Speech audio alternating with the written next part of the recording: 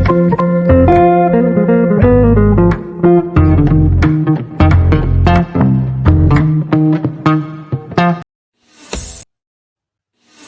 all that you stand for and that we stand for be preserved under the providence of God for the happiness of mankind. The trouble is caused by unthinking people who carelessly throw away ageless ideals as if they were old and outworn machinery. But it is the values of individual liberty, equality before the law and the supremacy of people over the state to which we can always with confidence return as a powerful and uniting force. Australia is not a secular country. It is a free country.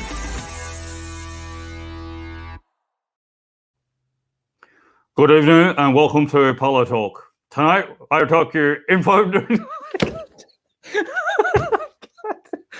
This is so silly. I can't understand anybody when they're wearing those things, but I don't even know how they don't laugh at themselves. It's so ridiculously funny. Welcome to the show. Tonight you get to run the show because we haven't actually planned anything serious. But joining me tonight is Alexandra Marshall and Damien Curry. Welcome to the show, guys. How are you? Hi.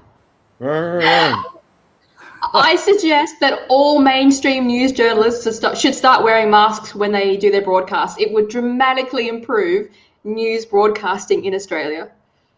Well, let's just write something on them meaningful, you know? Yeah, that's right. We'll wear it in meaningful ways, like the chin bra and the muzzle location as well. I actually had my first experience today getting into trouble. Oh, really? From the lady at the post office. Oh, and what did she have to say? She asked me why I wasn't wearing a mask. And did you tell her? I said I left it in the car. And oh, really? She said, well, I can refuse your service. And I said, well, I guess you can. And then I politely suggested that the game was over and the tide has turned and public have woken up to it and et cetera, et cetera. Did you accuse her of being a lieutenant in a Nazi fascist state, or? No, well, I thought that. I did suggest that maybe she look at the science, but of course I got the, I think she thought I was going to start, reciting science that may be somewhat questionable to her.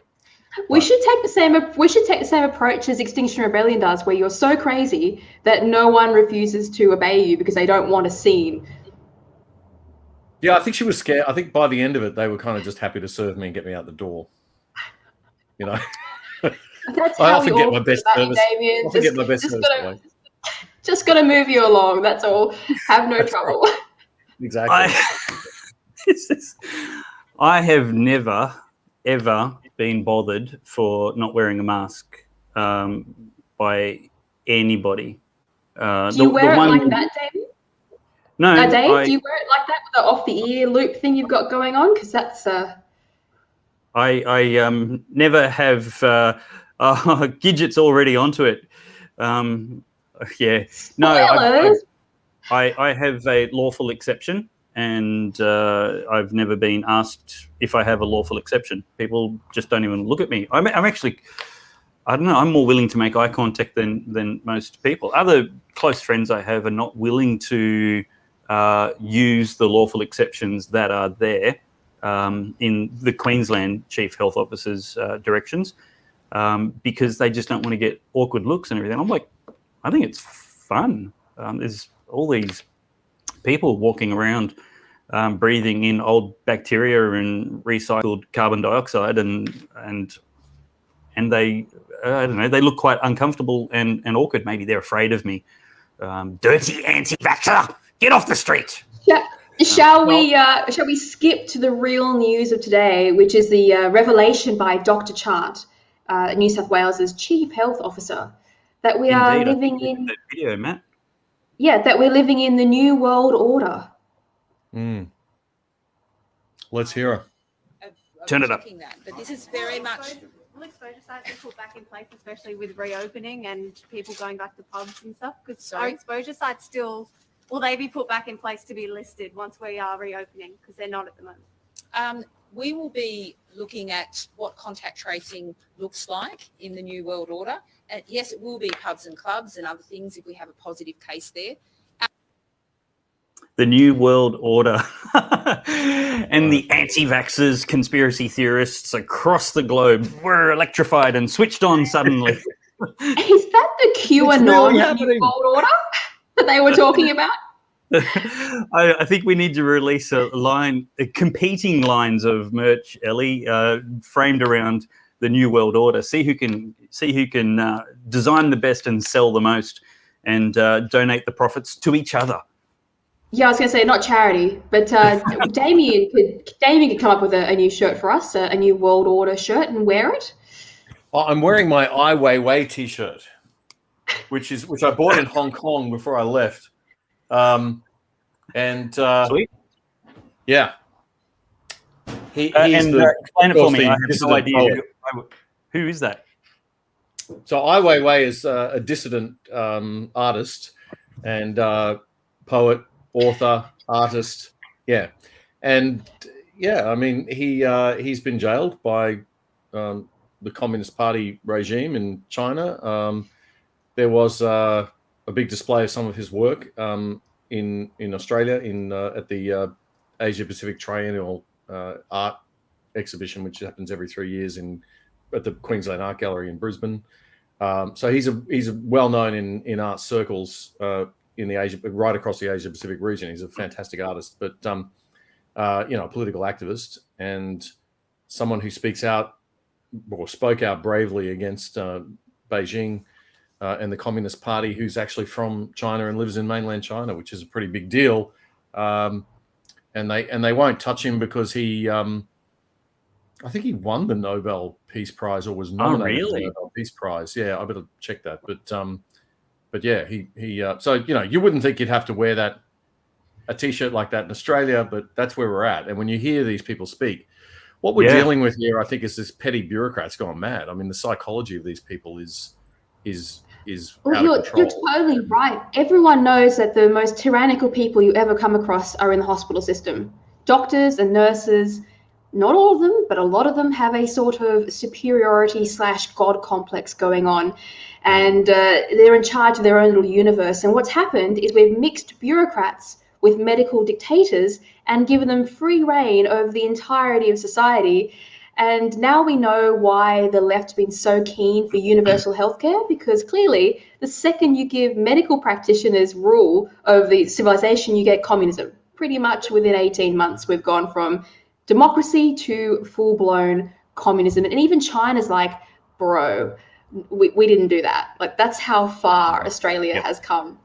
Yep. And I had a topic, I don't know if you boys have seen it, but I want to talk about white supremacy and colonial oppression, because our government has sent the army to remote Indigenous communities to basically vaccinate them almost by force, where they've gone over there and the Indigenous people are saying they don't really want to be vaccinated, but they've sent the army there to do it. What do you guys think about that as far as a bit of white man oppression? Well, I think it's white savior, isn't it? Doing their usual thing, isn't it? We'll take care of you. We know best. You need us. Patronize, and then they accuse everyone else of running a patriarchy. It's hilarious hypocrisy to the nth degree. David, let us save you, remote Indigenous communities. That's essentially what they've gone and done. And it's so consistent. I mean, these are the people who complain about imperialism and patriarchy and this imposition of culture and ideas. There's so much hypocrisy. It just gets absolutely exhausting. Ellie, you're talking about the medical authoritarianism, medical tyranny that's going on. We have the authoritarians, can't even call them left and right at the moment, because there's plenty on the alleged right of centre who are authoritarian. And they are saying, look, you have to trust the science. But in the meantime, the AHPRA, the regulating body for doctors and medical science professionals in Australia, refuses to allow any dissent or debate of the science. If a doctor questions it, if a doctor questions abortion or vaccine protocols, then they are absolutely shut down and risk being deregistered. I know one doctor who was forced to go through re-education because they were deemed to be a potential risk to their patients after a complaint from a person not even living in Australia. Not a patient who'd suffered, not a patient, not even an Australian. And that is how silenced and censored and muzzled our medical science professionals are in Australia. Trust the science. We're not even letting scientists talk. I'm not going to trust the science you shove down my throat, bureaucracy. Well, trust the science is just basically a slippery slope to authoritarianism, because science without morals and ethics leads you into pretty dodgy places, which is why you never just blindly follow scientific outcomes, because you have to overlay them with not what you can do, but what you should do and what's right to be done as well, not just technical possibilities. But I have a question for you boys, and I don't know if you've seen it yet because it's pretty new today. You might start with Damien. The Indian Bar Association is charging the World Health Organization scientist, I'm going to screw this name up, Soumya Swaminathan, I don't know, for mass murder. They're accusing her of causing mass deaths of Indians by misleading them about ivermectin, which she said doesn't work against COVID-19. And as a result, ivermectin was stopped and the outbreaks increased and deaths increased tenfold. I thought that story was going to go the other way. No, it didn't. So just to be clear, the Indian Bar is suing the World Health Organization scientist for mass murder for restricting the use of ivermectin. Wow. Good. That's big. Well, look, I mean, there's a lot to be... The whole ivermectin thing, as you know, has been very contentious. And there's a lot to be said about the fact that there are still studies ongoing into ivermectin. Oxford's doing one, a new one. There have been a number of studies that have been done that unfortunately have not shown widespread efficacy or have been in terms of ivermectin being used with different drugs. But we have had in the developing world, we've seen these declines where ivermectin's been used, there's been these declines. So, you know, this is why they're still studying it and still trying to work out what's going on there. Here's one of those graphs in Africa.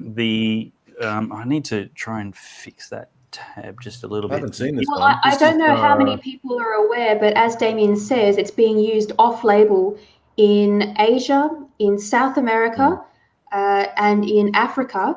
And there's a lot of groups that have got together, a lot of doctors' associations who swear blind that they have seen the benefits of ivermectin in their patients.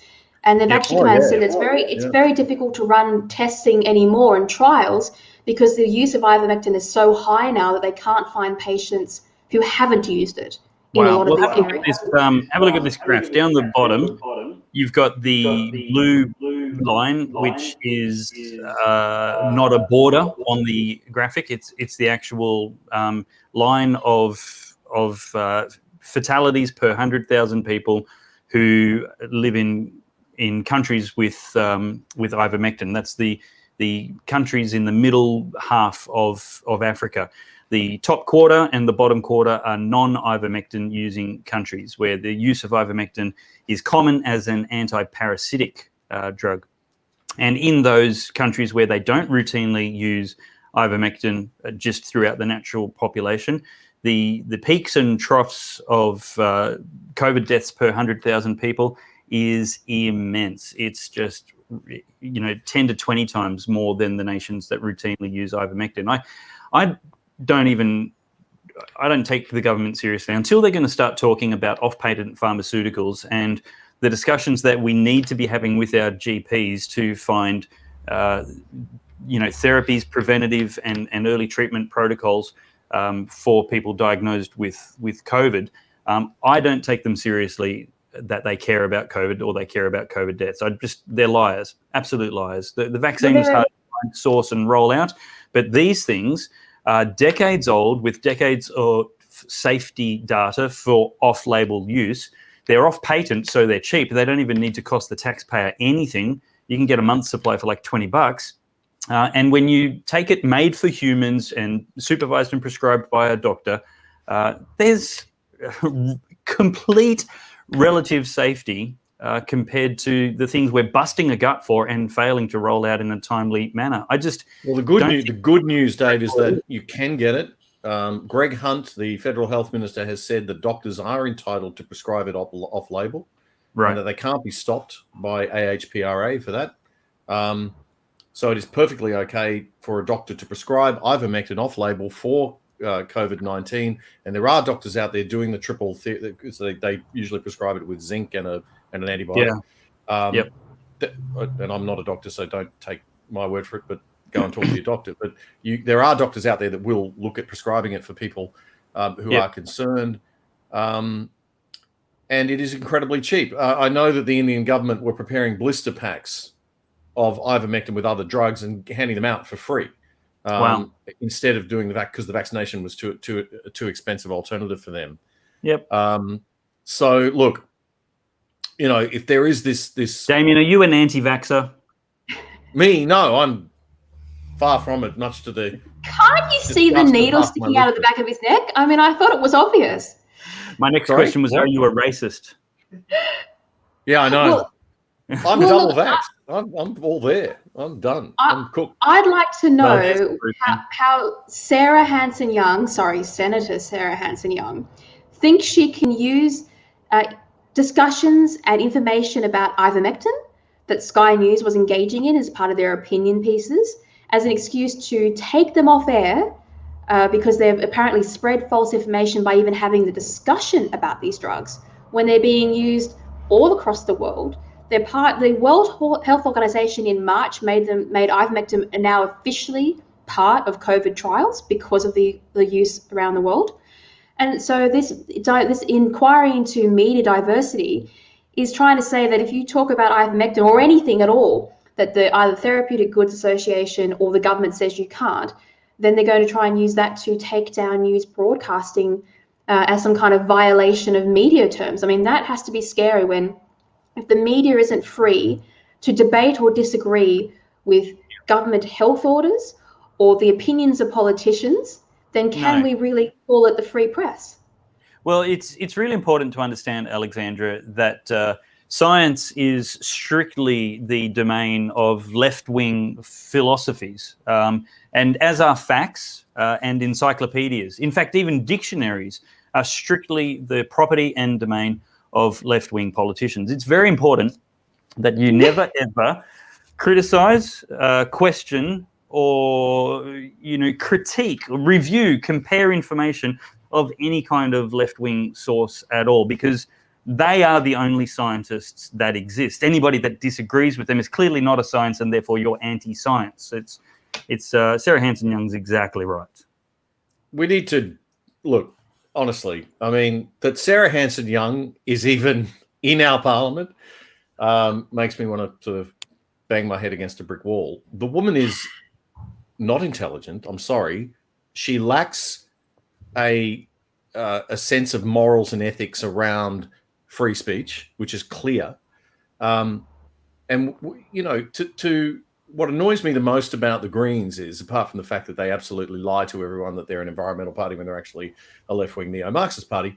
I mean, I'd be quite happy if they just came out and said we're a left-wing neo-Marxist party rather than saying we're environmental and, right, just be honest. Who drive SUVs that want to feel good about themselves for 5 seconds can vote one Green. Forget it. These people are the far left in Australia, and they're dangerous, very dangerous, because they would be very happy to regulate you to within an inch of your life, and they'd be very happy to regulate you, every word that comes out of your mouth, everything you're allowed to say, everything you're allowed to do.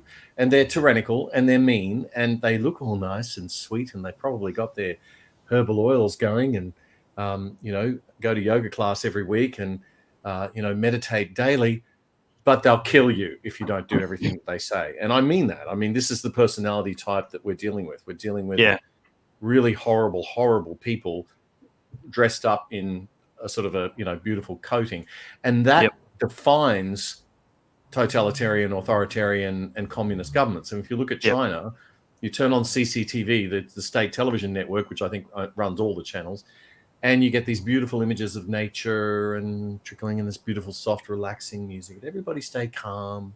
And if anybody protests or anybody says anything that contradicts, they just politely say, "Oh, we just want to keep the calm. We just want everything to be, other states should mind their own business, and we should all be nice and calm. Is this the China where more than half of its water isn't fit for human contact, let alone consumption? This the China with the contact, not consumption, contact. You can't touch it. It's that toxic. Sounds like the Yarra. Yeah, so communism isn't great for the environment, if we're going to be really clear here. But just on Sarah Hanson-Young, just before we go, I'm not sure how many of you sat through the trial, and I did. I had to watch it because obviously I work for a news organisation, so I had to go and have a look. And at one stage there, I endured an hour where Sarah Hanson-Young was interviewing Kevin Rudd, which ranks as one of the lowest moments of my life. But before that, she was interviewing Whittaker, obviously the boss of Sky News Australia. And she started going on about how the Sky News Australian hosts were racist, but also sexist. And then literally 5 minutes later, she started asking Whittaker how many of his producers were female and how old they were, and then used that to say that there was clearly a power imbalance because young female staff are unable to do their jobs because of the male hosts. So obviously, if you're a young girl, you are incapable of doing your job at all. And I think that's a little bit sexist. Bit ageist too. Just a teensy bit of cognitive dissonance in the logic there, but hey, it's the left we're talking about, so they'll just carry on with their mass hypocrisy. And it's you can't let this go because I'm the only one who noticed it. But there was a moment there where Sarah Hanson-Young asked the chief bureaucrat in charge of the news broadcasting standards what she actually did, and there was silence. Because when you ask the bureaucracy what they actually do, they don't have a clue. It was brilliant. I wish I had it recorded. Just dead silence. What do you do? I don't know. Oh, that's funny. Let's pull up some comments from the audience. I'm not going to do anything. What do you mean a job? I don't have a job. Let's pull up some comments from the audience. This is the Ask Us Anything episode of Pellowe Talk. It's what we do when we haven't had time to actually plan an episode content or clips for you. And it makes us look like we're organised and on top of it and just really interested in what you have to say, because we are. So please ask your questions now. There's a bunch that will come first, and we won't get to everyone, but it would be great to be spoilt for choice. So Matt, our producer, is actually going to surprise us with questions without notice. Hopefully he puts up the ones that Christina Keneally will describe as cavalcades of racism and intolerance and other such wonderful promotions as she gives the CPAC conference each year. So we have the very lovely Channel says, "Hi Dave, with vaccine passports inevitable, does anyone have any credible way of getting exemptions? Medical exemption is close to impossible. Religious exemption won't be feasible either." Well, you have to have an honest conversation with your doctor. I know a doctor, and you might need to look around for a doctor who is pro-science and willing anti-tyranny. If you can find a doctor who believes in, what's that thing called again? Oh, that's right, informed consent. They might be able to help you, pursue the greater good instead of ticking a technical box. Ellie, Damien, do either of you have thoughts on the very lovely Channel's question? Let Ellie go first. Mine's a pitchfork. That's the only credible exemption that I know about. A pitchfork? Oh, as in show people you've already been stabbed, stab yourself with a pitchfork? No, as in like a literal pitchfork. I'm going to go home to the farm and get one from the shed, which we use for hay, and I'm going to bring that to Sydney, and that could be my exemption.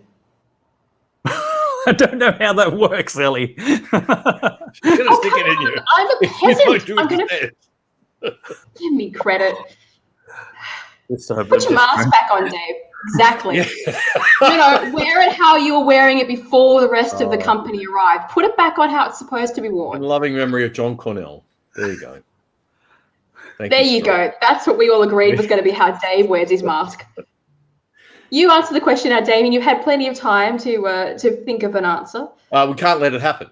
We simply cannot let this happen. There is simply zero scientific or political or social benefit or any justification whatsoever for vaccine passports. Whether I'm vaccinated or not, and I am vaccinated, I have no right to demand anybody else be vaccinated. I mean, it's absurd that we're even 100%. having this debate in this country. And it just shows how far we've fallen, that we think it's okay to go around sticking needles in people against their will. Now, as for restricting, I'm going off on a serious one of my serious rants. I'm sorry, how am I supposed to keep it together? I can't keep my train of thought if you're going to... I'm trying to work out who you look like. Benny Hill? Why Benny Hill? Why am I getting Benny Hill? I've no idea. There aren't a lot of albinos with moustaches to pick from. I think this is the left strategy, is that I've noticed that we've gotten sort of more insane over the past few months. I think the left strategy just to drive everyone completely nuts is working. Well, Dave's clearly cracked. He was the first to go. Now he's in a horror film. He looks like, what's that Bird Box film? That one where she was on the cover with like a blindfold? This is the white supremacy version of Bird Box. Bird Box. I have no idea what that means. Oh my God. I'm not a sufficient white supremacist, obviously, if it's a white supremacist movie. You need 5 of them for that. You'll put one all around. I know. Okay, David, anyway, I'm going to say, really maximize the... Maybe you can comment on this. I accidentally put something up that upset Twitter the other day, which is easy to do, to be fair. It's gone viral, though. I made these statements. I want to see what you think about them. I said, COVID-19 vaccination does not stop infection. COVID-19 vaccination does not stop transmission. COVID vaccination does not create herd immunity. COVID vaccination does not lead to eradication. This is from the CDC. And then I said, there is no scientific basis for mandatory vaccination or vaccine passports. Now, they actually changed their warnings because they couldn't decide if I was misleading or wrong. They've settled on misleading because obviously I was quoting the CDC, so they can't exactly get rid of it. But that has been considered not allowed to be liked or reblogged on Twitter. But it's factually correct. So I was wondering, are they frightened of the truth? Because the truth is, these vaccinations don't create herd immunity because they don't rob the virus of hosts. Because while ever a virus is able to infect and transmit between carriers, it can't create herd immunity and you cannot eradicate the virus. Look at Israel. Perfect proof. The only thing the vaccine does is it reduces the level of illness. If you look at the chart from Israel and you see now you've got the infection rate going through the roof because everyone's going to get infected by Delta. The consensus, the latest consensus, and I'm doing this in detail on the episode 62 of The Other Side, which will be out on Saturday. But we've covered in a fair bit of detail the latest science around this. And it appears that the consensus now is moving towards that everybody's going to get Delta. It's that infectious, which is fine because it's not that deadly. If you've been vaccinated, however, you will not suffer as badly. You've got to weigh up the risks of vaccination, of course, and that should be everybody's individual choice. But the charts from Israel, which are showing that, okay, they're at this point where, just about everyone's been vaccinated. Everyone's getting the thing. But the deaths are going like this. So let me put this to you, Damien, just so you got a contrast here. We all know about Sweden. So because Sweden didn't impose restrictions in the first wave, a significant portion of Swedes have natural immunity because they are exposed to the virus when other countries weren't, right? We know that. They didn't put lockdowns on. And we're now seeing in every piece of data that transmissions are stopping and infections are stopping because, as we know from Israel, this is a study published by the CDC, natural immunity is up to 14 times more resistant to infection than a vaccine. Yep. So they got their deaths out of the way early, and now it looks like they might even be moving toward eradication because they're gaining real herd immunity. Now, the people who take the vaccine, as we know, doesn't grant you herd immunity, and it doesn't seem to stop you from getting infection in any meaningful way. So we've got two systems now where one is heading toward herd immunity and possibly eradication, and another is locking itself in continuous cycles of variants. Now, the total death toll between those two, we see that Sweden is slipping further and further back down toward the lower death toll because, as I said, the transmission isn't coming. And now they've locked Israel out of their travel because they don't want them to bring more and more infected people from Israel into a population of herd immunity. So what's that contrast? You don't hear anybody talk about two distinct ways of handling the future of this virus? Well, I think we will hear about. I mean, look, we were saying this last year. That herd immunity. Sorry, not herd immunity. Natural immunity would be more effective than a vaccine. It usually is, and that's probably no great shock to anyone, but it's good because it means that obviously, if everybody gets it, then we're all going to be immune pretty quickly, and that's how we're going to come out of this thing. I think though that if you want to prevent the illness and you don't want to get terribly sick, or you're in a high risk group, or you just like me are a bit of a scaredy cat when it comes to flus, but I'm also a scaredy cat when it comes to vaccines, so I had to do a bit of deciding. You just make your own mind up as grown adults, and I think what the Swedes did was they treated their populace like grown adults, and they said, look, try to stay at home, try to socially distance, wear a mask if you want to, but there were no police on the streets with fines, therefore there were no protests, therefore there were no arrests, therefore there were no mega fine. I mean, we're living in Australia was already becoming a nanny state before this, right? And I think this is kind of good in a way because it's brought it all up to the point where everyone's just going, okay, this is ridiculous. Well, and I think we're seeing now the need that I said on the show this week that we might need to look at constitutional changes to protect our liberty from nut job bureaucrats, because we've got these middle management. Let's face it. These premiers, God, they aren't the cream of the crop. The problem is so many people in Australia are craving control. They're really enjoying state slavery. Yeah. I don't know how you would get a constitution change. We can. Vancouver, when they lifted all health restrictions, the people protest freedom. Well, this is the mentality in the West. It's just we've got this absolute. All I'm saying is that we've been presented with two futures. One is infinite, every 4 to 6 month booster shots for new variants because your own immune system has been suppressed. So you're not as likely to be able to fight off random things. So you've got infinite lockdowns and infinite booster shots, or you have a hard task for the first few months and then a future without the vaccinations because you've got natural herd immunity, and that's what Sweden has gone for. That looks like a real future to me, a return to actual normal. But as we heard from Dr. Carrie Chant, she's more interested in the new world order and the new normal and build back better. And they love the idea that we've become drug addicts to the international bureaucracy that's unelected. And that just worries me that we're never going to we're all dependent now on the World Health Organization and a few billion-dollar companies that are profiting from basically tyranny. Yeah, and that's because they're the experts who are unelected, so they love it when we're hostage to them.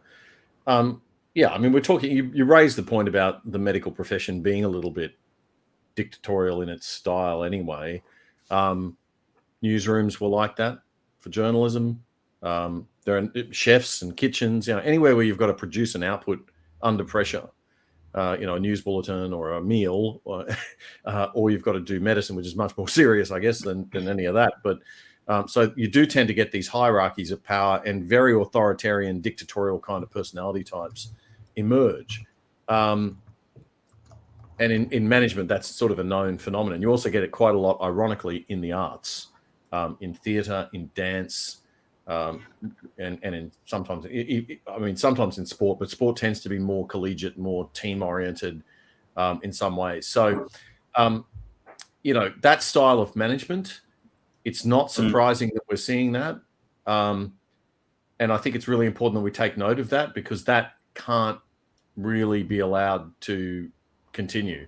The other place you get it, of course, is in the police service, where you need those types of people. And that's sort of the personality types attracted to policing are people who want to enforce rules, and that works because that's their job, but it has to be restrained by the bureaucracy and the leadership and the political leadership, so that you don't wind up with sort of a tyrannical execution of police orders and things. So we're in a pretty precarious situation, I think, in Australia, where we've got these, as I was about to say before, fairly intellectually low-level people because of our political system and the failings of our two major political parties to get talent to the top. They don't seek talent. They don't look for talent. They push talent away because the incumbents don't want to be threatened. It's like any business, except in a business, if you don't get the talent to the top, you go out of business. These guys will just continue to do this in this two-party system forever. The Greens have made some inroads on the left. We're now going to see, I think, massive voting for the minor parties on the right. There is so much anger, frustration, and dissatisfaction with the lack of leadership we've seen from Scott Morrison. A year ago on the other lack side, of leadership. A lot of other commentators were willing to give him a break. I don't know that it's set up now. I don't know that it's fair to call it a lack of leadership. He's leading the business community to become active discriminators against the great unwashed. I use the term Morrison's deplorables. He's taking sides very clearly, and he's leading the charge. I had a federal MP tell me this week that vaccine passports aren't government policy. Meanwhile, the leader of the federal government is out there helping states access the vaccine database, the vaccine register, and integrate it with check-in apps.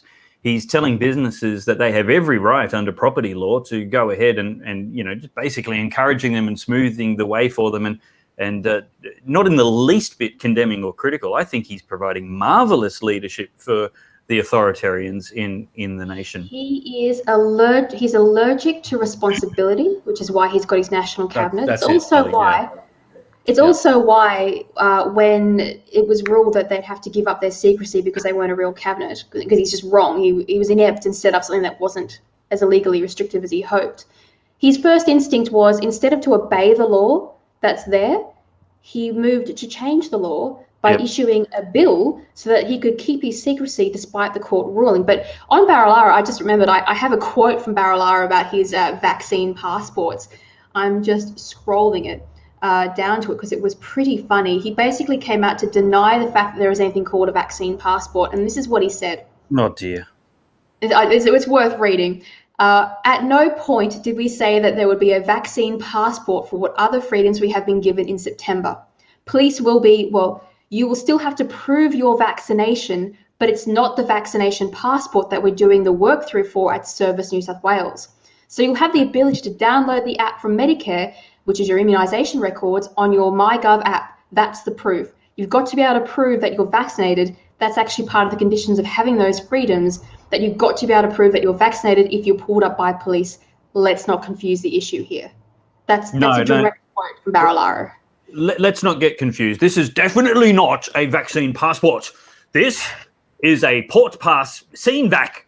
That's definitely not a vaccine passport. It's close, it's similar, but it's not a vaccine passport. And before we move on, because I've got a question there, but this is a quote from Kerry Chant that you guys might have missed. She said, "I think I've talked about my aspirational dream of us being the most vaccinated country. We've always got choices, and for me, the choice is follow the public health orders and get vaccinated." That's Kerry Chant from the New World Order speaking to us. You've always got the choices within the bounds of the two things or one thing that we're going to permit you to choose from. Yeah, that's right.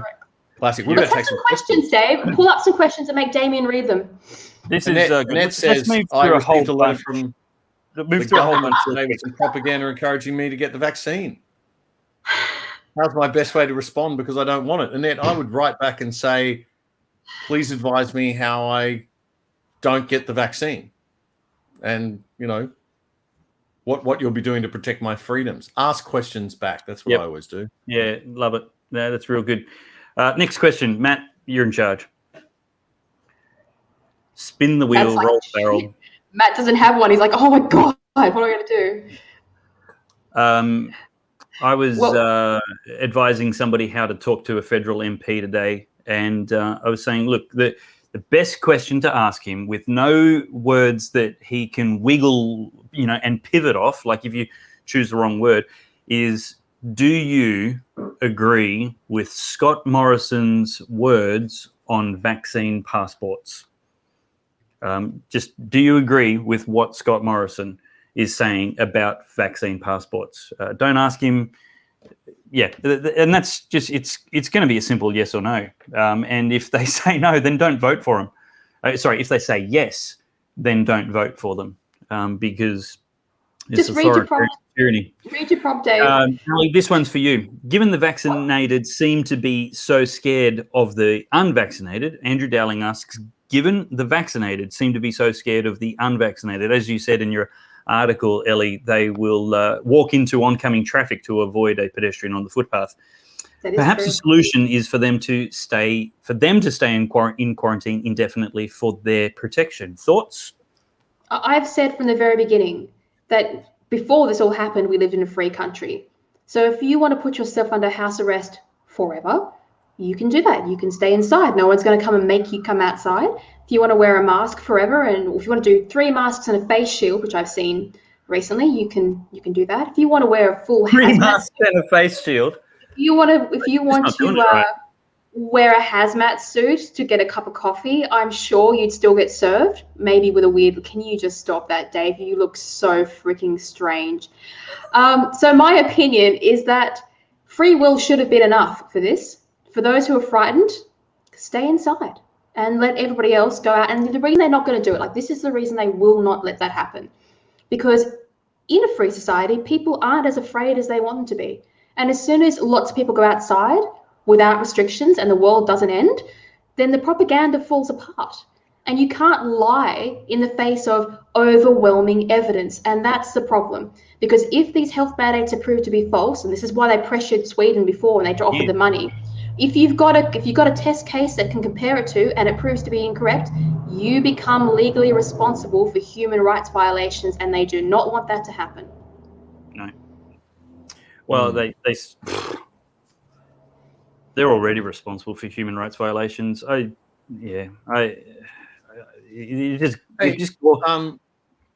I tell you something that somebody sent me today? I don't know. Can I? I can't share I'm just trying to think how I can share this document with you.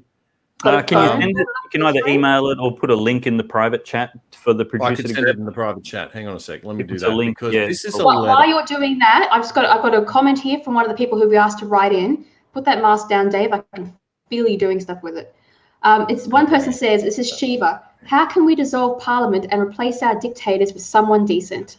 That's more of a rhetorical question, I presume, but I'm guessing elections, minor parties. Yes. 100%. The serious workable strategy, I think, I'm running with as my number one strategy. There are some more extreme ones that are available to you, but the number one is working from the bottom of your ballot. We basically need to stop thinking about preferential voting as endorsement voting. It's your list of preferences, and so you need to basically think of them as a kick in the shins, a pinch on the arm, a slap on the face, a slap on the back, and a staple in the forehead.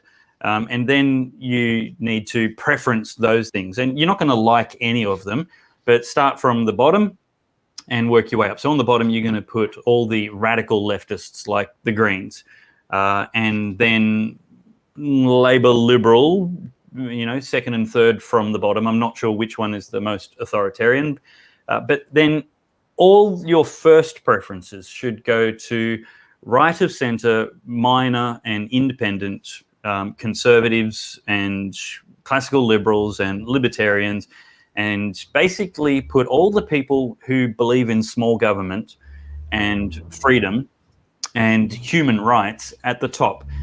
The best case scenario is we end up with a strong crossbench in the Senate, in the upper house of the federal parliament, and possibly also in the lower house as well. So we're not going to get rid of the major parties, but there's a chance we could steal the balance of power from them.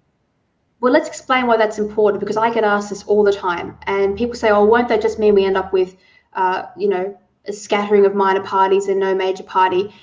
The point of the Westminster system, and this is really crucial, is minor parties don't exist to hold power, although occasionally a minor party will replace a major party, but it's rare.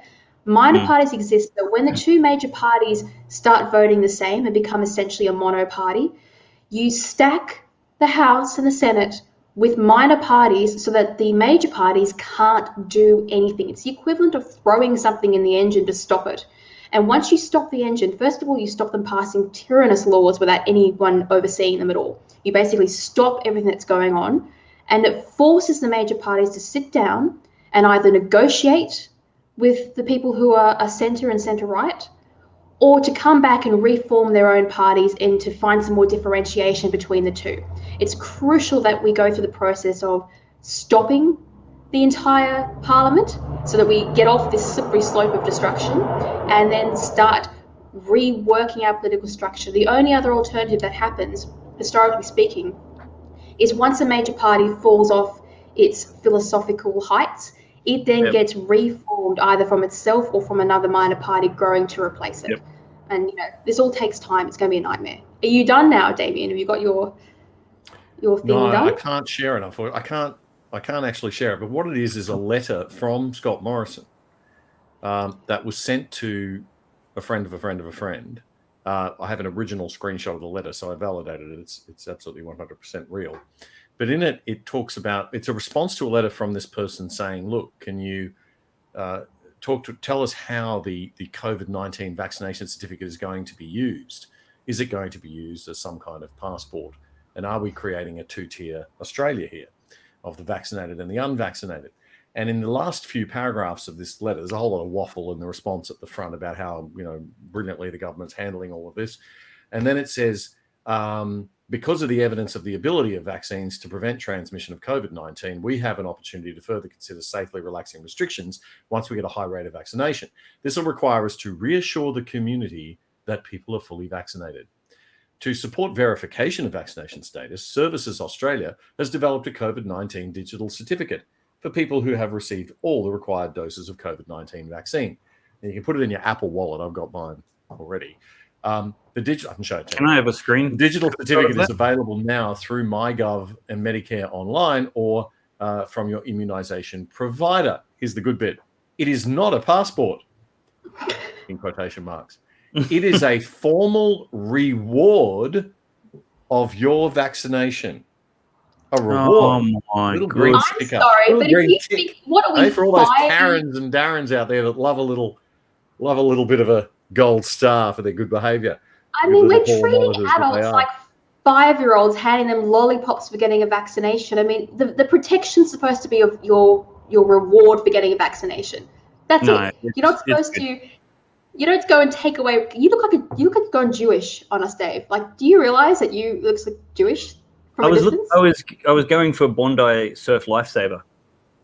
The David Hasselhoff look. It's, David. Oh my God! Sorry, I just realised the last paragraph of this letter is worse than anything.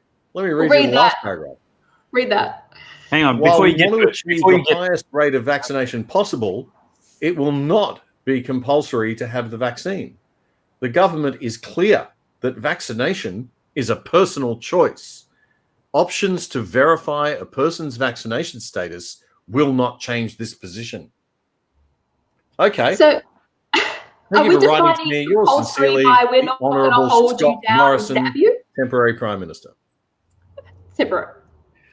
I mean, basically saying voluntary is not going to get. I personally am greatly comforted by the Prime Minister's sincere and integrous assurances that we will not be having a vaccine passport. I am thrilled that in the grand vision he has for our liberal, inclusive, pluralistic democracy of egalitarian equity for every single Australian, we will instead be going for a social credit system. Well, I pointed out that if we don't have access to public transport, to shops, to our jobs, to travel, then why do we have to pay tax? Because our taxes pay for those services. So I'm trying to struggle. Where's their argument for us paying tax? I think it's better to, rather than stop taxing people, tax them a bit more, because that's what the Liberal Party does. And what we need to do is set up an entirely new and parallel education system and public transport and public health. We could just have the unvaccinated sit at the back of the bus, I guess. But we definitely need different schools and hospitals and cafes and restaurants for the unvaccinated. What a great segue into one of our impromptu topics, Dave, which I've sent Matt, your sort of live-in slave, in the comments. The new Facebook group of businesses in Australia banding together to reject discrimination, to reject segregation. They have stated in this group that they will not be asking for your vaccination status, and they will, there's a little link there to the Facebook group itself, and they will serve all customers. And so it shows you that there is still some people who refuse to engage in discrimination, even if the government tells them to. And I think there's a massive marketing opportunity there for anybody. Cafes, any small business that wants to say, hey, we're not going to discriminate. We don't ask. We won't ask you your vaccination status. We won't ask you to put a mask on. You can come and go as you please, because there's no longer any scientific justification for any kind of collective behavior. I'm not exactly sure, and I need to research this on the statistics around how much the risk of infection is reduced by vaccination, but I think it's only 50% in the best trials. None, according to the CDC last study. 0. They found they carried the same amount of infection as everybody else in the latest published CDC. Okay, right. Well, in that, could you send me that link? Because that's interesting stuff. I was going to say, even if it's 50%, it doesn't actually matter because we're all going to get it. So, you know, it's a pointless. I can't find, and I've been trying to find the social benefit. If we have to give up our individual liberty and our individual freedoms and our individual civil liberties to wear a mask on our head on national podcast television, then what am I giving them up for? I only want to give them up if there's going to be some incredible collective benefit, right? A liberal country should not be giving up individual rights unless there's a massive benefit. It's not just because, you know, a bunch of Karens in the bureaucracy said so. You have to have an argument. You have to have science. And there's we got nothing back. The only thing that came back when I put this out the other day on Twitter, and I've asked everybody I've seen, the best argument I've heard for forcing everybody to get vaccinations, if you could say there's an argument for that, the best argument was, oh, well, it won't put too much pressure. It'll reduce the pressure on the hospital system. Well, I'm sorry, but if you've taken 18 months to get your hospital system organized, simply to treat what will be about 10,000, I mean, we're likely to get, you know, there'll be 10,000 fatalities, if that, over, you know, assuming we had the same rate of infection as India, that's what we'd have. We'd have 10,000 fatalities. Now, do you think we're going to have as many fatalities as India? I don't. We've got a much better health system. We've got better, you know, whatever. We don't have people crammed and living together. We don't have a massive poor population. So we're not going to have that many deaths. Now, how many sick people are we going to have it simultaneously? That could be problematic, but you know, get some makeshift hospital. Do what the military do. You know, let's be really borrow clear. Doctors from other countries. Do what you have to do as a wealthy nation. Let's be really clear. Our rights are not a negotiation against the incompetency of politicians. So just because they didn't build enough hospitals or use the last 19 months now to put new hospital beds in, doesn't give them the excuse to open up a discussion about taking away our rights and locking down citizens because they failed. That isn't how a rights system works, right? We're entitled to our rights regardless of the failures of politicians. And even starting up a conversation and agreeing to those terms of the conversation puts us in a terrible position to lose even more rights because we're almost accepting the premise, which is wrong. But what I also wanted to point on your thing, Damien. From Dixon. Wait, hang on. Let me just finish Damien's point. You're right. They're using the collective benefit to get rid of individual responsibility and liberties, and that is socialism. Absolutely, straight up and down, it's socialism. And the only people being protected by it are them, their political careers, their bureaucratic $700,000 a year jobs. And before we finish, we've got to talk about... Dave's cracked. Look at him, he's gone. We have to talk about this Queensland CHO, but I want Dave to read this question on screen because it's funny. If you are unvaxxed, will you be able to vote? For now. I'm guessing instead of proving your ID, You have to pass the drinking beer with a mask on test in Victoria. I'm pretty sure that you'll have to have a vaccine passport to vote in the very near future, because the people who've been locked in their houses aren't going to vote for the politicians who locked them up and took away their jobs. Yep.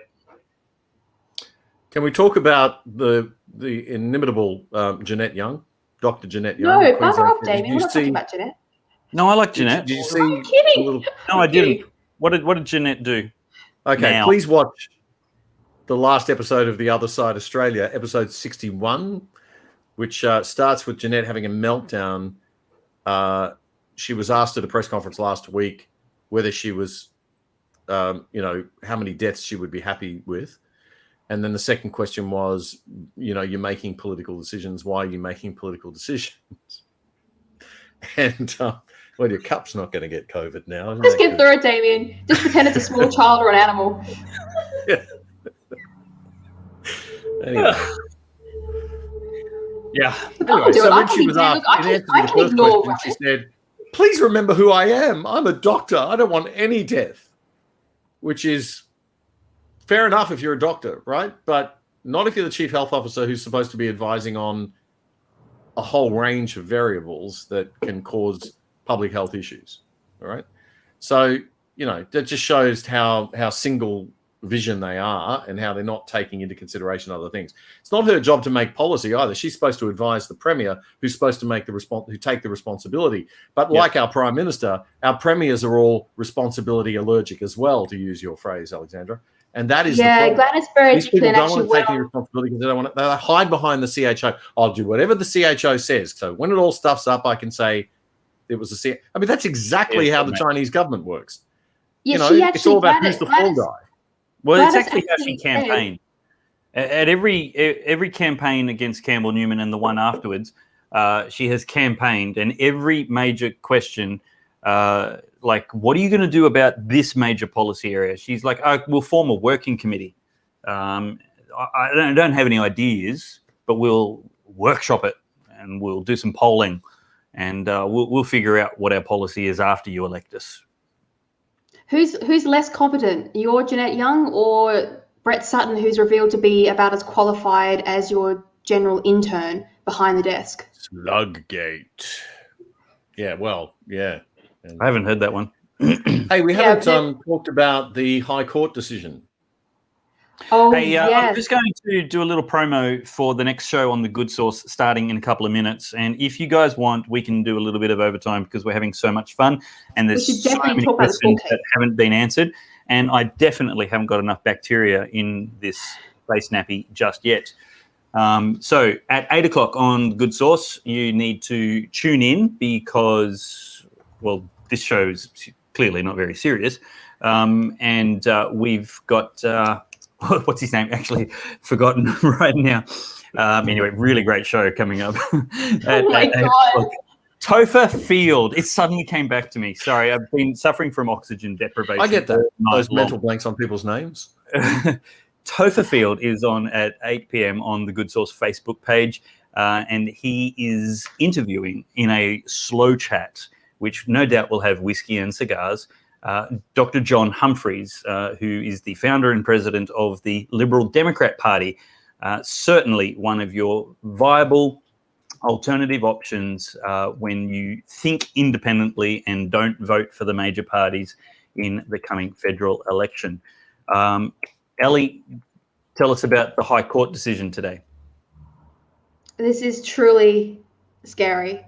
So today, yesterday, the High Court upheld its previous ruling that anybody with a social media account, be they a news corporation, a community business, or a politician, a public figure, or just an ordinary person, you will now be liable for the third-party comments made on your page by anonymous trolls. So that means if someone says something defamatory about somebody else on your page, you are the one who will be taken to court and fined or imprisoned for defamation, even though you have no control over who posts them and you have no control over deleting them on many of these platforms. Now, this all came out of a ridiculous court case against Sky News, not Sky News, News Corp and Nine, I think it was, when there were comments posted on their Facebook page which were defamatory. Now, they didn't have any ability to remove those comments. They didn't even know anything about them being there. And the court ruled that they participated in defamation even though they had no control over them. That was the ruling. That's what was upheld. And the ruling wasn't specific to news companies, so it extends to everybody. And my first thought was, I should really set up an anonymous account and go on Kevin Rudd's page and post defamatory comments about Murdoch and see what happens. Because I'd love to see Kevin Rudd taken to court. It would be a shame. It would be a terrible shame if hundreds of millions of ultra fanatics around the world started posting on left-wing news sites all kinds of things that might get them in trouble if they actually said it. It would, I mean, this law is unenforceable. It's a very, very bad law.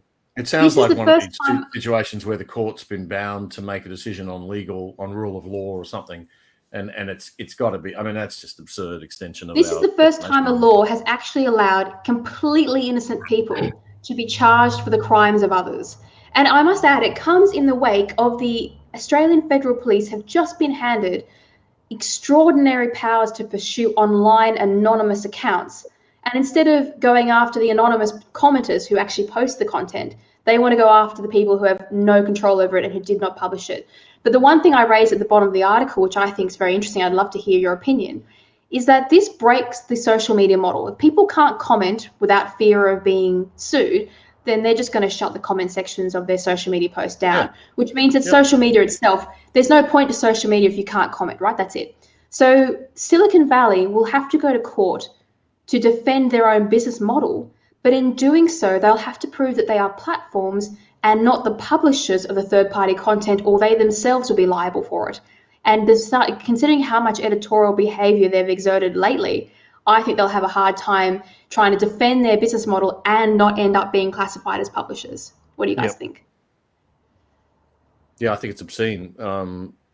First of all, how can you possibly have any law that convicts somebody for the crime of somebody else? Secondly, don't we have laws that protect the online platforms and protect big tech from being treated like a publisher? Section 230 immunity. Yeah.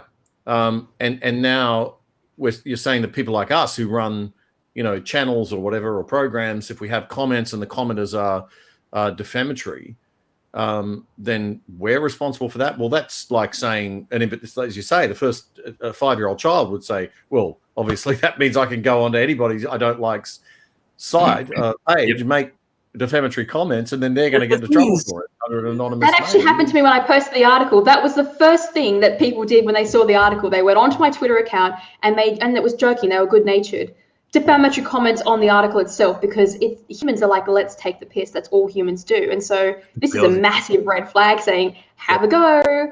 It's never going to work. The thing is, the High Court is actually... Sorry, Dave. The thing is, the High Court is actually late to the game. This is actually old news.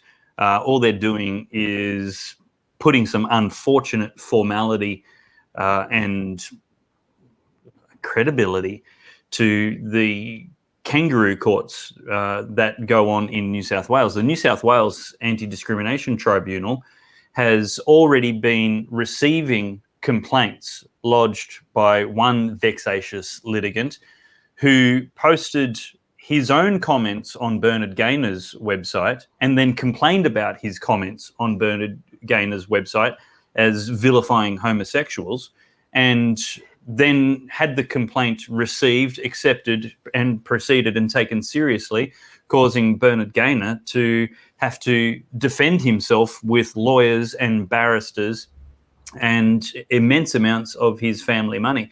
The law in this area has been a joke for a long time on the Liberal government's watch.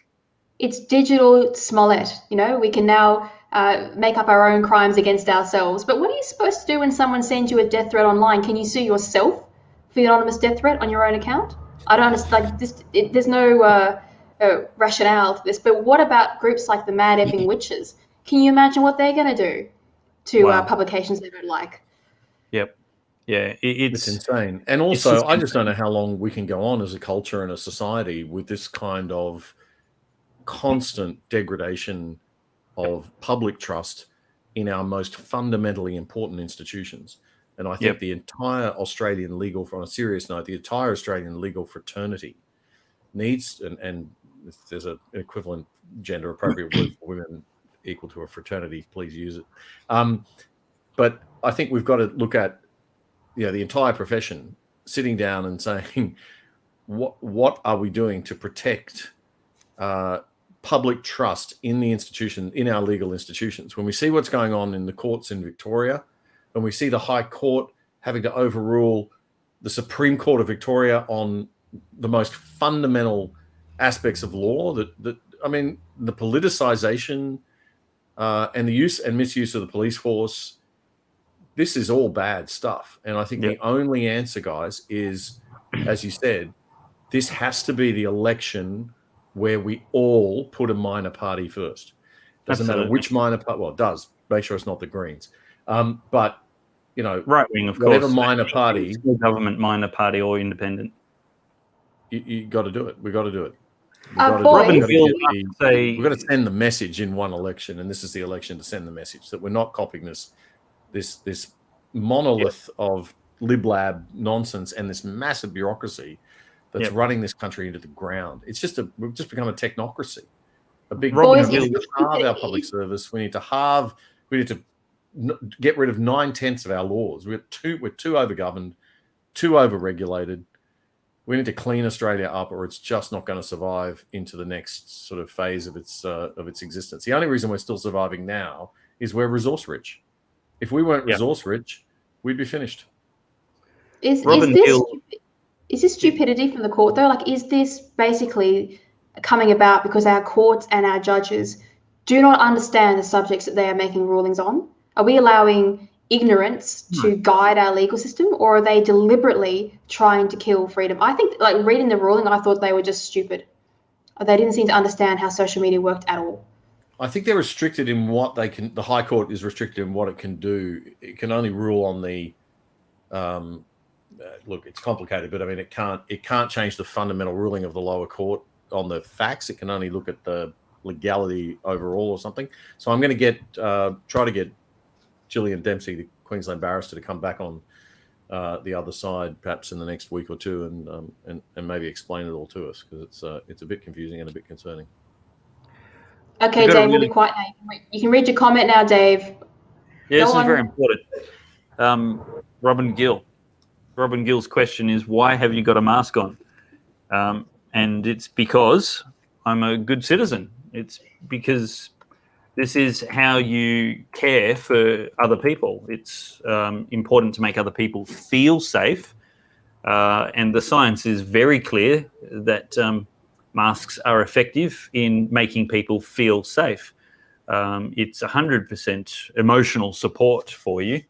And as a responsible host and social media person, I understand the prevalence of computer viruses, and I want you to be protected and feel safe. It's really just about being a good Australian, actually, Robin. But thank you for your question. Well, we wouldn't want you to catch a computer virus. No. Internet Guy 55 asks us all, any idea why it's seemingly so hard to get a hold of the raw Australian COVID data with regards to separating case numbers, hospitalizations, deaths by vaxxed and unvaxxed? The last thing the government has been in any state or federal level is transparent.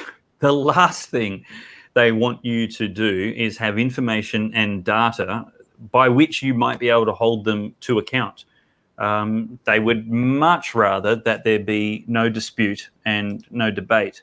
I'm actually going to just read a quote from Richard Henry Lee, an American statesman and founding father from Virginia. And he says, "It's natural for men who wish to hasten the adoption of a measure to tell us now is the crisis, now is the critical moment which must be seized or all will be lost. And for them to then shut the door against free inquiry whenever conscious the thing presented has defects in it, which time and investigation will probably discover.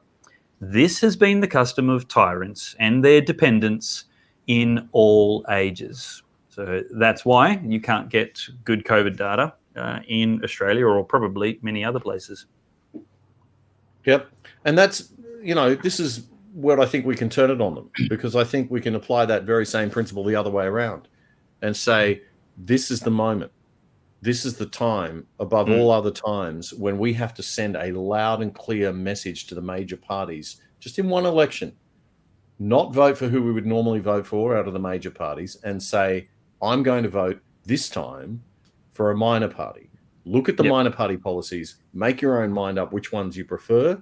Whether it's the Liberal Democrats, whether it's Clive Palmer's United Australia Party, the UAP, whether it's Pauline Hanson's One Nation. I would rather I would rather a handful of people from the motoring enthusiast party right now than most of the Liberal Party. There are some good people in there. I'm really concerned about what's happening to the Liberal Party. It's in a lot of trouble, and I think the Labor Party's in a lot of trouble, and I think that they should be right now, frankly, for what they've done. Here's the really scary thing: the major parties like Liberal and Labor want you to think that they're entrenched and that your choices are only Liberal or Labor and that it's inevitable. But the fact is that the election slate is wiped clean every time we host an election, and that if everyone votes for the same minor party, that minor party becomes government, whether they like it or not. And so your vote does matter. And Damien's completely right. And I think right. what's unique about Australia, and they don't want us to understand the preferential voting system because they benefit from us not understanding it. But what's great about the preferential voting system, there are a lot of things wrong with it, but what's great about the preferential voting system is you don't waste your vote. And I don't think enough people understand that. That's right. It's impossible to waste. Yeah, you cannot waste your vote. You can vote for all the minor parties and then put your preferred major party next. And if those minor parties don't get the votes, your preferred major party gets your vote. You actually get to vote, and this is where I think it's wrong, but you actually get to vote more than once in the Australian system if you lose. It's a really bad system. There's a reason Westminster didn't I disagree entirely. I'm a huge fan. I don't know a better system. Oh my God, Dave, I'm not being sarcastic. I know you are.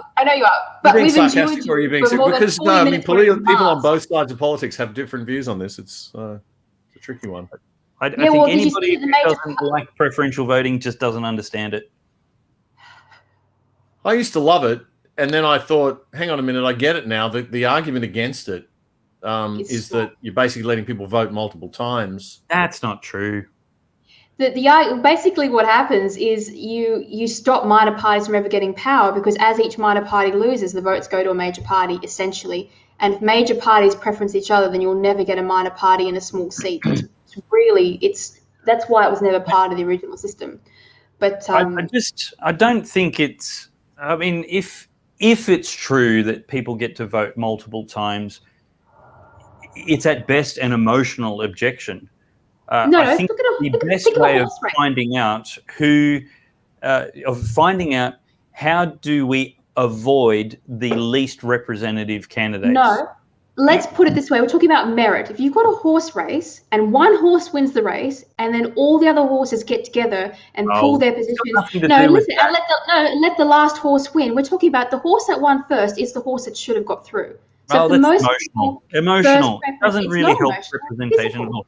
You're getting less popular parties. You get people with a primary vote, you lose. Let me give you a better metaphor. This is instructive because so many people who have that flawed thinking, Alexandra. Not flawed. There's the people who set up the Westminster system had my argument. You're arguing against the people who founded the system you're trying to defend. I listened to your silly metaphor about You're not smarter than the people who wrote the Westminster system, Dave. Put your mask back on. You're wrong. We're not having a discussion. I'll write you an article. You can argue there. Oh, we're having this just discussion. wrong. We're still having this discussion. It's a brave man who faces the wrath of Alexandra Marshall. No, we're doing. No, I'm a young woman, so I'm not capable of standing up to male hosts. I just want to make that really clear. Yeah, no, we're completely intimidating you. I can feel the amount of intimidation you're feeling because you're such a weak, can't possibly wilting challenge wallflower Dave. of femininity. Okay. No, it's not. The Dave, you've been told no. Ask your next preferential question. voting works is if you have, let's say, four candidates, and three of them are different types of family cars, just to represent what different people are looking for. If you've got 15% of people, this is already shit. This is already terrible. If you've got 20% of people who want the Ford get my whiteboard. Get your whiteboard. Can we have visual aids? You do just got to hang on for a We're second. not going to let you have this one, Dave, because you're wrong. So we're going to give you hell until you be quiet. This is the same whiteboard I did my famous Donald Trump's won the election calculation on. So it's profoundly, it's very experienced at being completely wrong. Sorry, Alexandra, what were you saying? You don't have the button controlling mute. Oh, sorry about that, Ellie. So I can get my metaphor out now. Oh, this is awesome. This is so good. This is what they meant, Dave, about, men abusing their power. Sorry for the misogyny. It's latent. Okay. So the reason the horse analogy is just dumb, the horse race analogy doesn't work, is because it's not a horse race. What we're trying to figure out is what vehicle is best suited to the most person, not the first person to cross the line, but what type of government, what type of candidate, what type of policy set is best for everybody. So if I'm going to compare, let's say, family values to a family sedan in a metaphor, and fierce authoritarianism to a Harley Davidson motorbike, if you've got one candidate who gets 45% of the vote, the Harley Davidson candidate, and everybody else gets, splitting the rest, the 55% in family sedan type parties, then what you're actually having in your vote is you see that 55% of people say that a Harley Davidson single authoritarian kind of government is the worst possible outcome, and the best thing for them is a family values type of vehicle for government. But if you have this first past the post rubbish nonsense, then you're going to have 55% of the people entirely discontented with the type of government and government policies that you end up with. But at least you feel emotionally satisfied about the first past the post being the winner. That is so wrong. The idea is, the whole point of politics is you have parties competing for one day for one election and you get one vote. And the party which convinces people with their one vote is the party that's meant to win. In your system of government, Dave, you can have the Labor Party preference the Greens, and you can have the Liberals get the most first past the post. Parties don't create preferences. Listen to me. You can get the Liberals win first past the post, so you've got a Liberal majority in your seat. But the losers, the left, can then come through and put a party like the Greens in, and so the majority who wanted the Liberals to win end up being put parties in government. Parties but don't control preferences. But you get That's a completely different system of government. If you take away first past the post, you empower the left. And we've seen it. And not only that, you get parties becoming more like each other. Today's system, it only took about 20 years. Our politics have fallen off a cliff since we brought in preference voting, like we have now. We saw the decline of political integrity start almost exactly when preferencing began, because it ruined the role of minor parties. That minor argument parties may lost not their be ability without to get merit. seats. Minor parties lost their ability to win seats, and so we lost our mechanism to hold major parties to account. And that's why the Westminster system never allowed it to start with, because they knew what would happen and what the natural consequence would be. And now we've got to live with it. We've got to live with the problem. Isn't it supposed to help minor parties win, though? No, it doesn't. So minor parties can win first past the post. They're able to win. But if major parties preference each other, minor parties can't win the seat unless they have a massive, massive majority. So it's taken away this slim opportunity for a minor to take power off a major.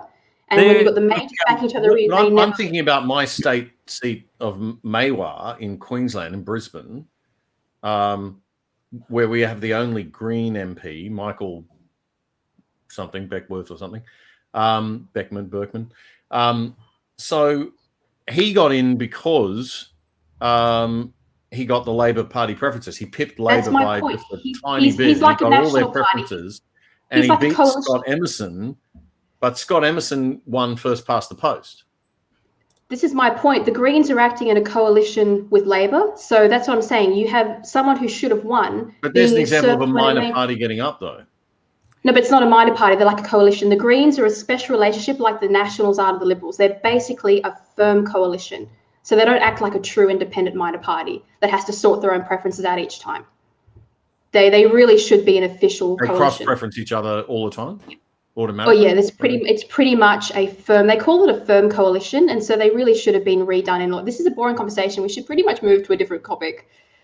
Do you have a better topic? I still think you're wrong in your conclusion. You got some valid points, Ellie, but your language is emotional. Like the Libs preferencing the Labors and stuff like that.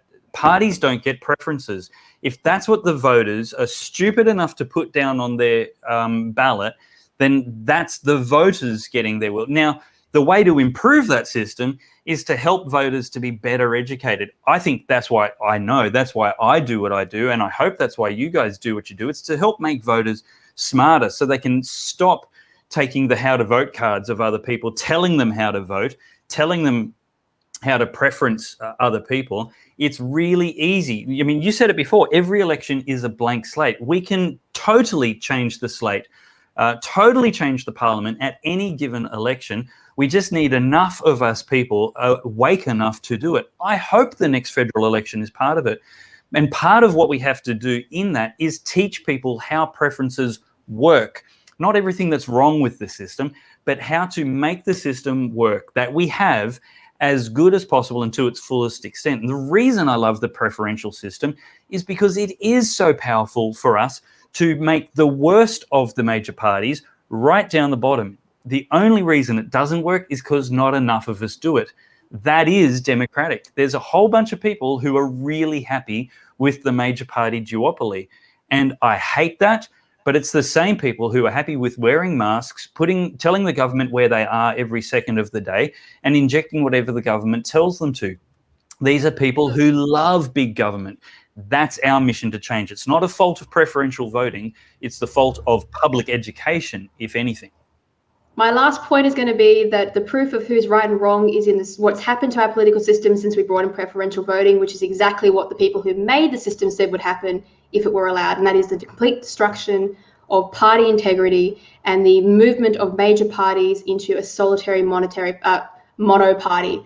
And they were right. As soon as preferencing voting came in, the minor parties lost out and we ended up with a mono government. And so I rest my case on the evidence of what actually happened.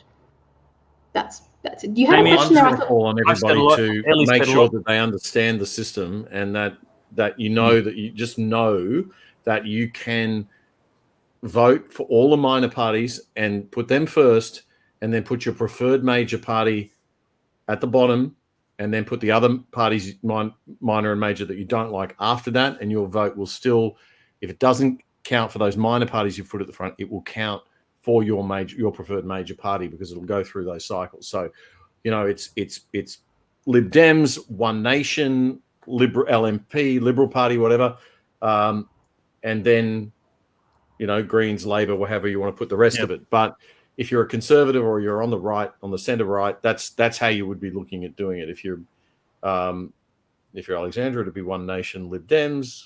I'm not going to sort of speak for you, Dave, but hey, no one's going for Clive yet. Dave's been excluded. He hasn't got his vaccine passport for voting, so it doesn't matter anyway. I haven't got my mask on. I like the Lib Dems because it's the people from the Liberal Party. So they've had a little bit more government. I mean, people like Campbell Newman in Queensland, where you've got someone running for the Senate who actually has run government. The guy's run, 2 city councils. How frightened are they of Craig Kelly? Craig Kelly has scared the living heck. And Campbell. They're frightened but mate, they're terrified. You know what they're doing to the Liberal Democrats? They're trying to they put this law through to say, you can't use the word liberal in your name. Well, I saw that law. So I actually tried to report this law. It's not the case. Liberal is one of the words that's excluded from that legislation. So you're not allowed to own words like liberal, free, Australia, none of those words. What they did, which is destructive to minor parties, is they made the minimum membership higher. So it went from 500 to 1,500 members. So I was confused as to why the Lib Dems were complaining about their name, because on the actual legislation, the name was not an issue for the Liberal Democrats. The Liberals can't object to the word Liberal inside the legislation. But the party membership is a problem. That's why it's interesting that Craig Kelly has gone straight through that. He's got enough members that it's not going to matter because the membership's free. So it was an attempt by the two major parties to stop minor parties coming up, and they kind of failed because free membership, people will sign up. Psychedelic has perhaps the worst suggestion of the night. Senator Marshall. Okay, I'm just being mean, like a The first thing I'm going to do is I'm going to oppress Dave. I'm going to oppress you, Dave. I'm going to make sure that you can't speak. I'm going to take your platform down and hire Damien to troll your accounts to make sure that you get taken to court for various... I'm going to fundraise for you. It sounds like great. See, all the Nazis are on the right after all. There you go. We're like the left. We've got this suppressed authoritarianism. As soon as we get power, it's going to come out. I'm going to be after you, Pellowe. That's going down. I like Damien and I have formed an unofficial coalition on this panel. Yeah. And I think it's going to work out well for us. I'll run for the Lib Dems if you run for One Nation. Yeah. Done. And I'll Dave's like, crap. That'd be funny. I lost complete control of this show. And I'll I just realised that Dave's been wearing his mask wrong all night. He's now worked out the blue goes on the outside, not the inside. But I'm pretty sure that earlier on in the program, the white was on the outside because he's a white supremacist. I've never understood of all the ways I've been wearing it all night, your problem is with which colour was on the outside. Only because I walked around the shops for a good month wearing it the wrong way. Oh my God. A friend of mine got me this from Utah. I like what it does to your ears, Damien. It really pushes the ears out. They all do that to my ears. That's why I don't wear them. Anyway. I gotta go, guys. It's been lovely. At least you don't wear lipstick, because when I wear masks, I just get this veneer of lipstick across the front. It's really hygienic.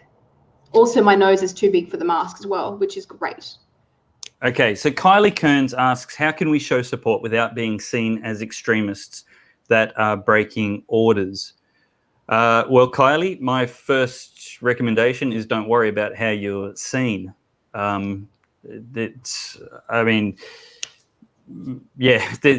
fact is that you're already hated, you're already despised, you're already marginalized and vilified by everybody who disagrees with you.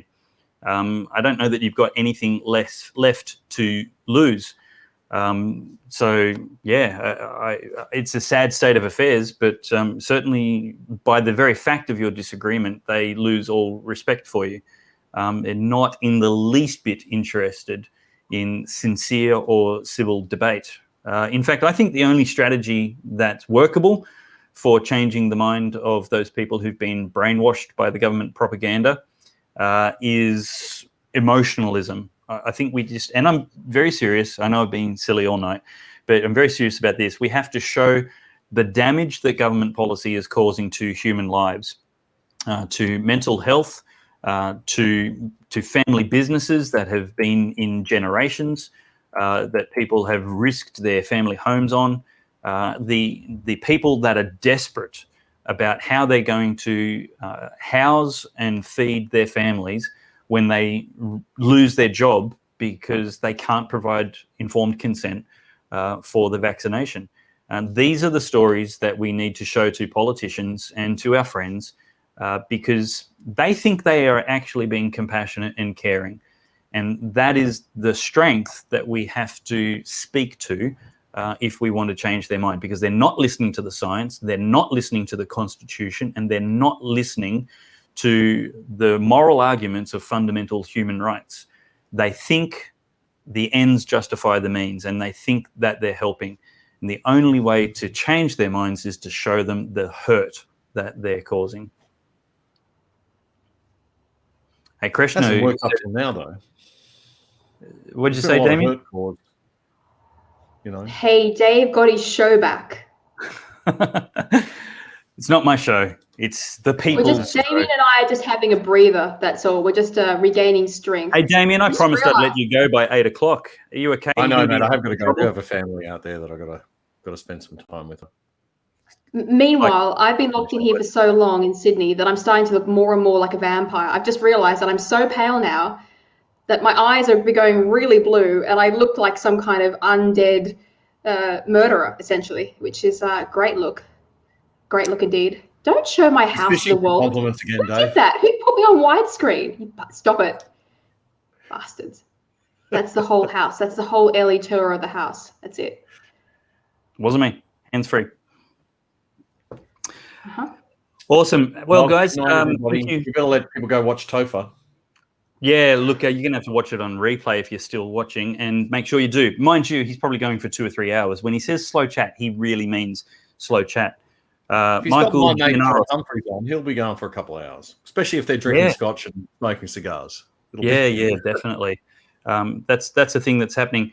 Look, I just want to put a little plea out there that the Liberal Party does need to be saved because it's so hard to educate so many people how to, use preferential voting. We actually do need people to stay in the Liberal Party as members, and a whole lot more people to join it. Not to be seen as some kind of endorsement, not to be seen as some kind of personal support. Please don't donate or vote for them above sensible candidates. But do be in the party machine for the sake of helping that party machine better represent people like you. Be there as an influence and operate wholly within the constitution and ethical framework that the party sets out that it needs for members. But yeah, do it the right way. This is a long game. The long march through the institutions isn't something we can give up on in one election cycle, or even 1 decade for that matter. They've been doing it for 70 years. They've been doing it for 70 years, and we really have to figure out how we can walk and chew gum at the same time, support better candidates, and help change the best option of major parties. Final thoughts from you, Ellie Melly. Politics is a narcissistic endeavour. And at the end of the day, the fastest way to rebuild something like the Liberal Party is to not vote for them unless your individual member supports your rights and goes against vaccine passports. And I guarantee you, it'll basically take the party to be torn apart, get rid of all the seat warmers and the people who are only in it for the position, take those positions from them. Don't let them have the pensions. Don't let them have their comfy seats. Take it all from them, and then the only people who'll be left are the people who truly believe in conservative values, and then they will run in the next election, and you will have a party back that looks like a conservative party. But while ever you continue to vote for the Liberals, while they abuse your human rights, while they lock you out of society, and while ever they think they can get away with it because they're not as bad as Labor, you will have a party that looks more and more like a radical left-wing Marxist outfit than a conservative party. So in politics, it sounds harsh, but you have to burn it to the ground if you want it to be rebuilt with anything that looks like a decent party. And that is the fastest way through this mess. Sad but true. Damien Curry. Well, same. I think that we've got to ask ourselves, where is the party? Where is the party that protects liberalism? And everybody from the centre to the right has got to say, look, we need a strong opposition in states where we have these crazy authoritarian bureaucratic Labor governments. We need a very good federal government to show a spine and show some leadership and slap around premiers when they do ridiculous, hopeless, destructive things like put a border between, right down the middle of a city and destroy people's lives. Those images of people meeting across those orange barricades has to be the most absurd image I've ever seen in my life of any country that can afford to do that is a very wealthy but bloody stupid country, badly led by a bunch of losers. And that's where we are right now. The only way to fix it is to send a very strong message. The only way to send that message is to hit those minor parties and vote for those minor parties. And then hopefully that will have the impact we want it to have on the Liberal Party. Someone put a very good comment on there just before that the problem with the Liberal Party is it's been taken over by the young Liberals. My very brief stint in that party and sort of trying to understand that party last year and early this year, I would have to say I would concur with that. I think the young Liberals are further left than they should be, and that they have too much control, too much power. There's too many political career seekers operating in the party, in the major parties, and we have to knock them out with people who actually care about the country, like Campbell Newman, like Craig Kelly, like Pauline Hanson, people who actually, and I don't agree with a lot of what some of those people say, but they care. They're coming from the right place, you know, which is that they care about the country. They're not coming from, I want to be a politician, I want to have a political career. So, you know, that's what we've got to vote for. We've got to vote for people who actually care and who actually have the right. And it's really important, guys, to volunteer for those candidates as well. They're going to need an army of people at the polling booths because of the way the infrastructure around preferential voting has been set up to manipulate people who aren't strong independent thinkers into voting the way the parties want them to vote. And while the parties don't have a vote or preferences, they certainly have the power to change unthinking people's preferences into what they would prefer. You know, for example, the Labor Party regularly rails against One Nation as if voting for them is like voting for Adolf Hitler. And of course you would put the Greens above them. And the Liberal Party then dances to the tune being played by the Labor Party, when in fact One Nation is far more conservative and traditional in their values, including liberty, than the Liberal Party. And shame on the Liberal Party for that being true. Well, One Nation has a policy for free speech, which is why the Liberal Party doesn't like them. You can't have a party for free speech and have a Liberal endorsement, can you? That goes against everything Scott Morrison's up to. But to your point, Damien, the reason you've got politicians like that is because we pay them too much money. Before in Australia, when politics was a modest career, or no pay at all, but when it was modest, you got people who were there because they believed in what they were doing. It's hard work, and they actually wanted to make a difference. But now people are chasing politics because it's a way to earn a lot of cash, and it's a stepping stone on the international bureaucracy seats, where they just want to have a position on the UN, and that's all they're thinking about. They don't care about the country. Yep. And you're right about, you know, Scott Morrison dancing to the tune or letting the agenda be set by, and we saw it happen in the Queensland election, we saw it happen in the West Australian election. It didn't work for them, and they're still going to make the same mistake again and do it again, and they're going to be out on their ear. And they haven't got it, and that's why I've walked away from the Liberal Party, because I just think it's if they haven't learned that lesson by now, I'm not going to sit around and fight another election and lose. So, you know, I'm throwing my weight behind the Lib Dems, you know, because I think they've got getting the right team together, and have got the right policy and pretty good COVID policy. Okay. No promo speeches for political parties. No, you can promo away. Come on, you've done your One Nation thing. Right now, I think there's a couple of questions in the comments here about which is the better party of the two. My strong advice to you is put all of them above the major parties. One Nation, Clive Palmer, Lib Dems, who are we forgetting? Great Australian Party. Don't forget Katter. You can't forget Katter. He's got to go above the Greens. I mean, you name it. Put them all above the major parties. Anybody except the Greens.